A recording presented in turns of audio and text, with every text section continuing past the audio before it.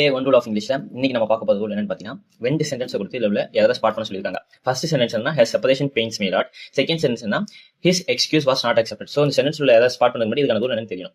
இன்னைக்கு நம்ம பார்க்க போகிறது என்னன்னா, certain words like separation, excuse, mention, favour, pardon, leave, report, said to not take possessive case before them. அதாவது என்ன சொல்றாங்கன்னா, இந்த சென்டென்ஸ்ல இந்த வேர்டெல்லாம் வரும்போது இதுக்கு முன்னாடி நம்ம பொசசிவ் கேஸ் யூஸ் பண்ணிடவே கூடாது அப்படிங்கிறாங்க. ஸோ ஃபர்ஸ்ட் பொசசிவ் கேஸ்னா நமக்கு என்ன தெரியும்?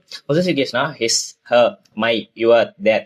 ஆல்ரெடி நம்ம பொசசிவ் பண்ணோம்னா என்ன, பொசசிவ் அட்ஜெக்டிவ்னா என்ன அப்படிங்கிறது பார்த்துக்கோம். ஸோ அதுதான் இங்க நம்ம சொல்றோம் பொசசிவ் கேஸ். ஸோ இந்த கேஸ்லாம் இந்த வேர்ட்ஸ்க்கு மாதிரி யூஸ் பண்ணிடவே கூடாது அப்படிங்கிறாங்க. ஸோ அப்போ இந்த ரூலை வச்சு இந்த சென்டென்ஸ் எப்படி மாறும்? பொசேஷன்ங்கிற வேர்டுக்கு முன்னாடி ஹர்ங்கிற ஒரு பொசசிவ் கேஸ் யூஸ் பண்ணி பார்ப்போம்.